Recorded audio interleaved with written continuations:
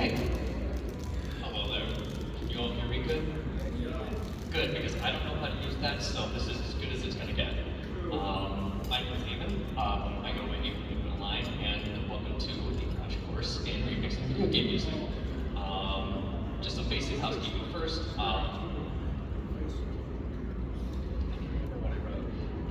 This part, just for transparency's sake, is being recorded from a YouTube channel, just so everyone is on the same page about that. If you're wondering what that QR code is about, I'll get to that in a second.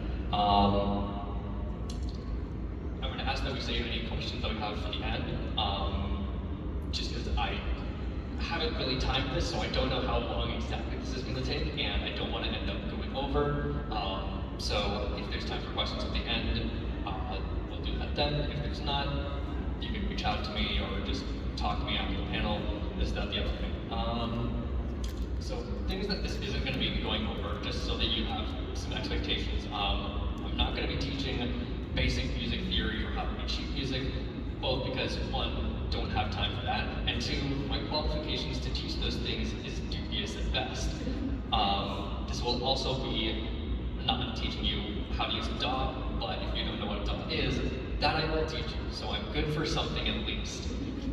Other things that this will cover, speaking of which, is just kind of how to get started doing this in general, because this is the kind of thing where if you don't really know where to start, it's kind of impossible to get started, and it's kind of hard to know where exactly you are supposed to start, and then just kind of general things to keep in mind throughout your career, if you want to call it that. Yeah, and so that QR code that's going to be cornered there is a link to a Google Doc that has a bunch of different resources on it, different links to like learning different theory things, finding different DAWs. It also has my socials on it, and we'll also have a link to a Google Form survey just for feedback for this, just so I know if I did a good job or not. Another thing that you should know about me is that I have an anxiety disorder, and I am on the autism spectrum, and I am not well versed in public speaking. So if I seem a bit nervous, it's because I am. But it's fine, I'm fine, everything's fine. I'm a big boy, I'm not gonna cry about it. Thank you for laughing at that. I would have cried if you hadn't.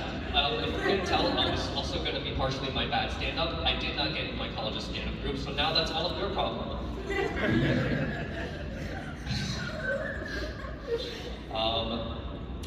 So there's something I'm sure a lot of you might be thinking right now, and that is, why should I listen to anything you have to say? Which is, it's a bit of a weird question to ask after you're already here, but fair enough. Why you should listen to what I have to say? I'm currently in my senior year called getting my bachelor's degree in music theory and composition. I've been a musician for more than half my life. I've played the violin and keyboard and written and arranged music for a long time. But more pertinently, I've been making remixes, covers, arrangements, all words I'm probably going to be using interchangeably, of video game music for about 8 years at this point. And in those 8 years, I've amassed close to 100,000 views on YouTube, which is a very strange thing to think about. If you've seen anything I've made, it's probably one of these four. If you haven't, that's fine. So I think I'm vaguely qualified to talk about this at least a bit, I hope. So with that, we're just going to get right to getting started doing this. So the first thing you're going to want to do is to learn some basic music theory. I know a lot of people will hear that and start freaking out because they hear music theory and are like, oh, I don't know what's going on. But I do mean like really basic stuff, just like keys, scales, rhythm, time, how to count, basic harmony, just enough that will allow you to process and understand everything that's going on with a piece of music, so that you can do the thing. Yeah. It's not absolutely necessary, but I do strongly recommend it. It does generally make things easier. Fun fact, knowing things about music makes music easier. Who could have predicted this? But something that I think is very important to keep in mind about theory is that it is a tool and not a rule. A lot of people kind of have it in their heads that music theory is the rules of how to write music. It's not. It is the set of standards.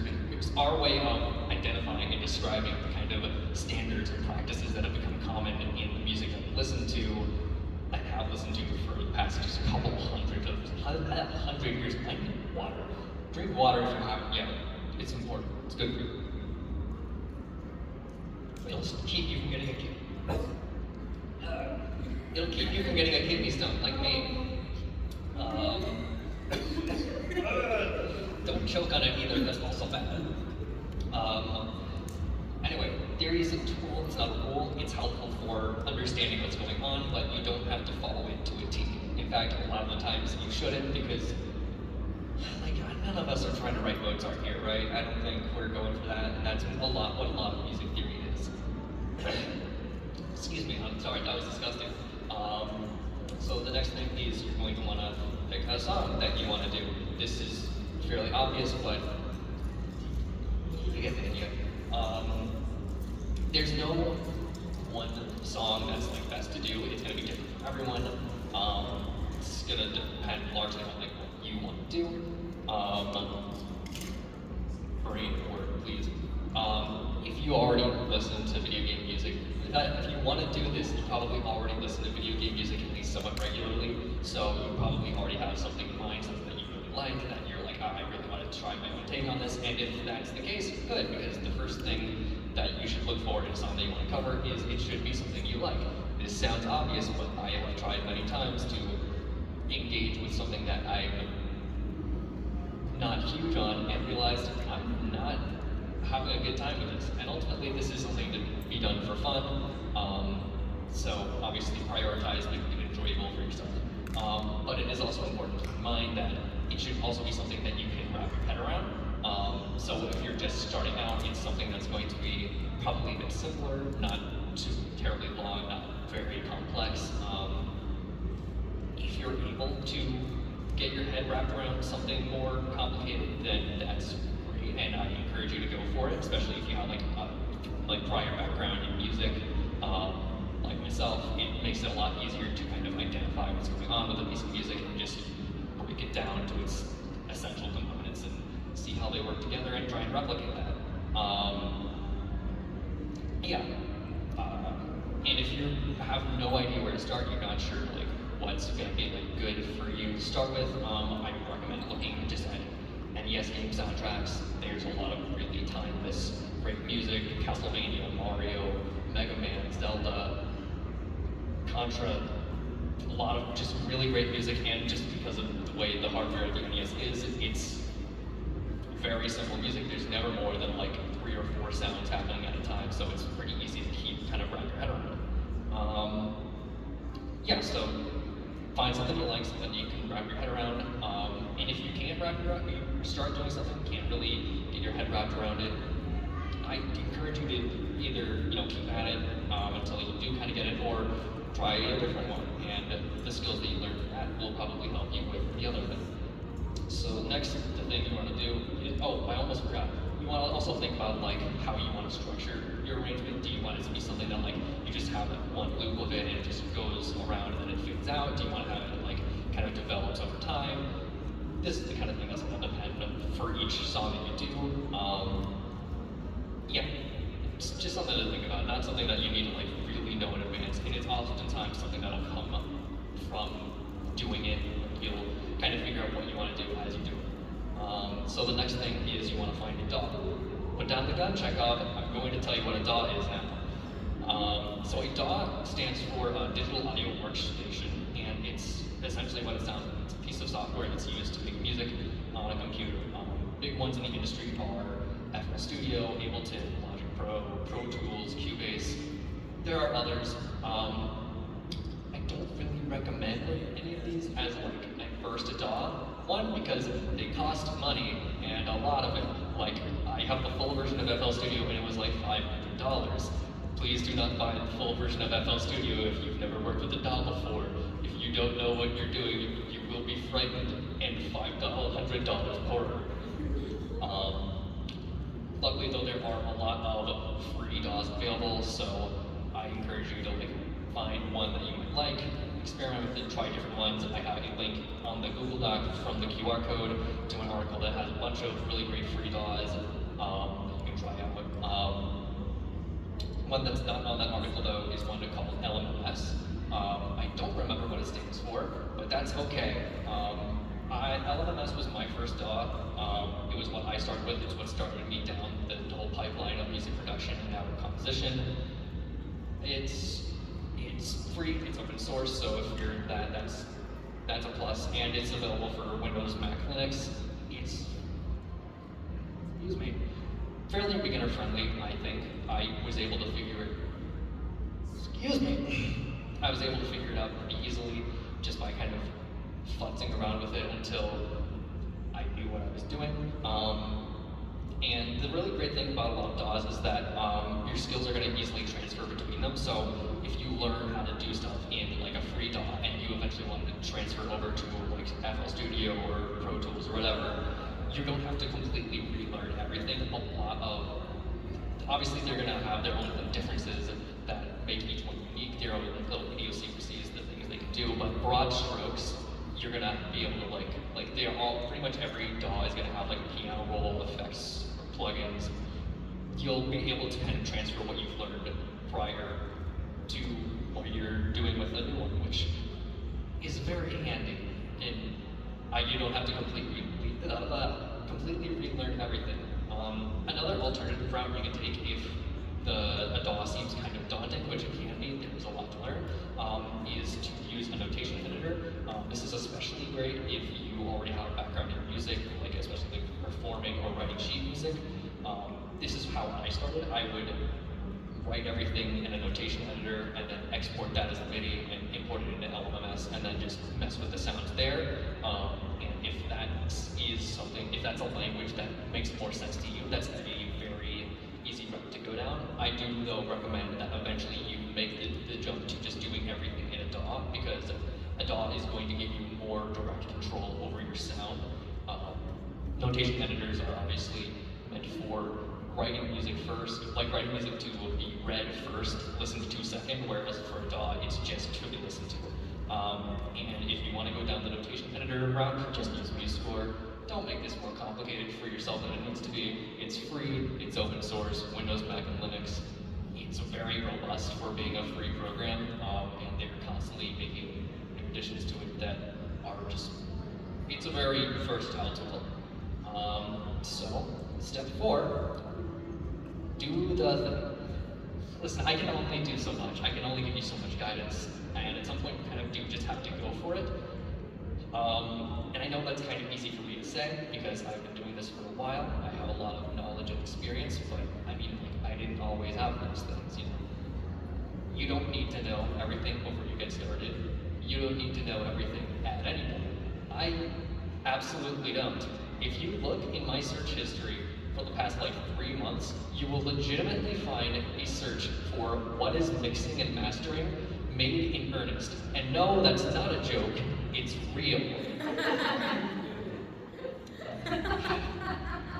I've been doing this for 8 years. I didn't know what mixing and mastering was until June.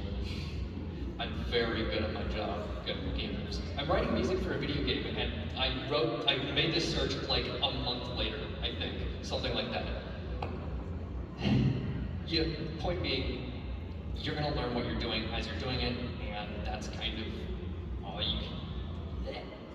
that's kind of the best way to go about it. I think learning by doing is a very fulfilling way to learn anything, and it's especially useful here because this is a great way to kind of learn really a lot about music. It's how I feel like I've probably learned just as much, if not more, about music theory and composition and all that kind of stuff through doing this as I have in a class for like music theory. I have learned a lot. A lot of my kind of style and skills have come from just making arrangements of video game music. And when I was taking music theory courses, I kind of realized, oh, I already know a lot of this stuff. So with that, I'm going to move on to the kind of more general advice section. This is going to be a little more nebulous, not as structured. If you thought there was structure already, get ready for this. That didn't make sense. Moving on. I'm very good at this. I mentioned that I have like no experience with public speaking. So the first thing I think is good to keep in mind is to just kind of go easy on yourself. These things take time. These are all skills that are going to develop over the course of doing this. You're not going to get it at first. It's not going to click for a bit, and you should never let that discourage you, because I was not good when I started. I stumbled a lot. I had no idea what I was doing, but because I kept doing it and kept working with it, I got better, and now I'm in a position where I'm telling other people what to do, which is very funny to me. Another really important thing is to do what you love what you do. This is another thing, this seems obvious, but it does kind of bear repeating. I know I said before, like, always pick a subject that you want, that you enjoy, that you want to cover. And that's for a lot of reasons. For one, it is a hobby. It's something that's to be done for fun. And if you're not enjoying it, don't do it. Great. Where was I going with this?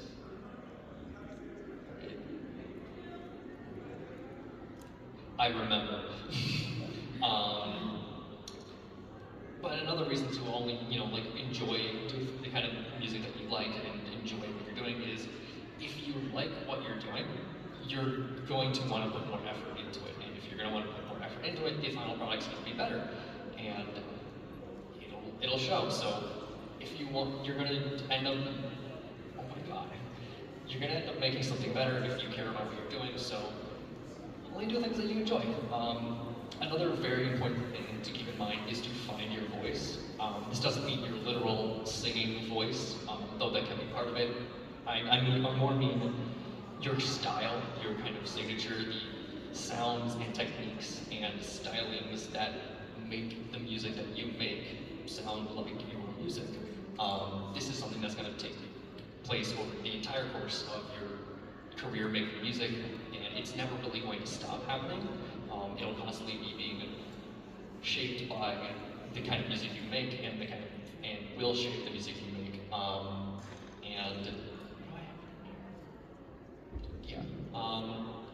And ultimately, I think a lot of what this is just we're taking something that's already been said and saying it in our own way. You and I can read the same sentence, but we're not going to read it in the same way. It's the way it sounds is going to be different, just because we have our different voices. And eventually, if we want to get more in depth with it, we're probably not going to phrase the same ideas in the same way, just because of our different patterns of speech, the different kind of ways that we approach ideas is going to be different. And I think that's a beautiful thing. I think that's where a lot of the really incredible stuff comes from with this kind of hobby, is seeing how different people can have wildly different interpretations of the same piece of music. It's a really cool sight to behold. And a great way to help yourself find your voice is to let yourself experiment. If you are stuck, a great thing to do is to just find a piece of music that you like, and then just do it in a weird style that you're not used to. I did an arrangement of Rowdy Rumble from Kingdom Hearts 2 in the style of a polka, and it was one of the most fun things I've ever made.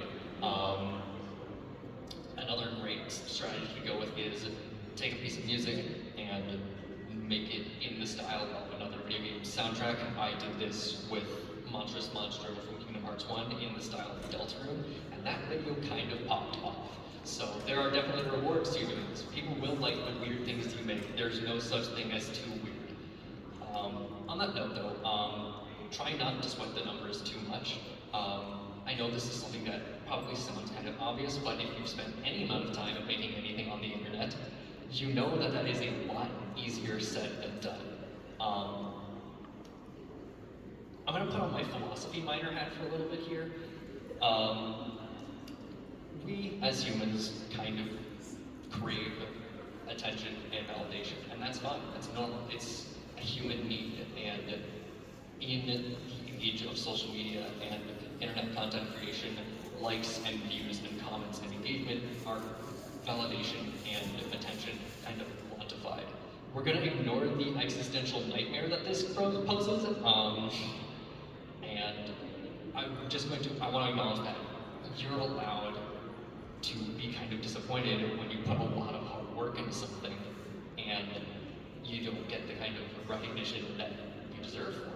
I've been there a lot of times and it sucks. It really, really sucks. You want to feel, it's normal to want to feel that kind of validation for something that you've worked really hard on. And you should never feel like you're doing something, you're doing this for the wrong reasons if you do feel that disappointment. It's normal. It's like if you were working and just didn't get paid. It's not quite the same because the stakes aren't as high, but you get the idea. And similarly, you're also allowed to be excited when the numbers are good. Believe me, when number is big, I am happy. I like it when number is big. And again, if you do enjoy seeing the number be big, which is normal, again, that doesn't mean you're doing this for the wrong reasons. It's nice to feel validated for something that you put a lot of work into and a lot of care into. One thing that is important to keep in mind though is that you shouldn't let the numbers control you, and you shouldn't let it be the main thing motivating you to do this. Do what you love, and the numbers will come. People will enjoy what you do. Don't let it be a thing of, I want to do this just because it'll get a lot of views. If you do something that you love enough, people will find it and they will share that love. I have had videos that I have put not even all that much work into have a lot of views, and it's weird because it's like, I didn't even put that much work into this, but people really resonated with it. And I think that's a really great thing. And I think the thing that kind of keeps people most from doing this kind of thing is this worry of, what if I suck, right? I mean, let's be realistic. We all willingly pay money to come to an anime convention. I don't think any of us are particularly unfamiliar with self-doubt. But it is still a valid thing to worry about. You know, what if I try doing something and I'm not very good at it? And my kind of response to that is, who cares? Like, no, really, who cares? That's not a rhetorical question, because I'm gonna let you in on a little secret. Most people don't care if you're bad at something. Most likely, if you make something and it's not very good and someone else sees it, they're probably just gonna think, well, that's not very good, and then move on with their life. They're not gonna, it's very hard to make something so bad that it upsets somebody. Most people are a lot nicer than you would expect them to be. So if nobody else cares that you suck, then that means the only person who does care that you suck is you. And you don't have to care if you suck. That's not the same thing as not wanting to improve. It's recognizing that I may not be as good at this as I would like to be, but I'm still doing what I enjoy. You should enjoy doing this. This should be something that you do for the love of it. And honestly, people will love it too. People will enjoy the things you make regardless of whether or not they're good. One of the most viewed videos on my channel is one I made in the first year of doing this, and it is one that I legitimately forgot to make a drum track for. There is no drums in that piece of music. Not as an artistic choice, but because I forgot. And people loved it. People ate it up. I've gotten a lot of comments over the years about, you know, oh, you're so underrated, this deserves more views, I can't believe you don't have more subscribers. Okay, I guess, sure. I don't know if I agree with that. Call it humility, call it imposter syndrome. I appreciate those comments for sure, but they've never really hit for me. But then I get comments about how people will come back to something I made years later and they're really nostalgic about it. Or how they'll listen to something I make while they're writing a book, or how something that I made helped them through a difficult time in their life. And I read those comments and I think, I did that. I had that effect on someone. I somehow, just by doing something that I love, managed to make the day of someone that I don't know, a complete stranger, a bit better. It is largely the reason that I started writing music in the first place. And it's something I wasn't ever sure I was ever actually going to be able to do. And now I'm doing that. Now I'm here doing this. Because believe it or not, there is no reason that the very same things that I have. The love that you put out into the world through the things that you do, through the things you make, whatever that may be, it will reach someone, somewhere, someday. I promise. The world is a better place with your heart in it. The world is a better place with you in it. So, with that, I'm charging all of you with a task. Your mission, should you choose to accept it, is to make a thing. I have done the best that I can to equip you with knowledge and tools to point you in the general direction of how to do this at least. And I want you to go do that. The con's basically over at this point. You're all about to go back into your normal lives and find some time to make something, whatever that may be. And then I want you to share it. I want you to share it with people. I want you to put it out there. And specifically, I want you to share it with me. I want to see the things that you make because that would be very cool for me and would remind me that I can have some kind of positive impact on people. So that's pretty much what I have to say. I look forward to seeing the things that you make. Thank you.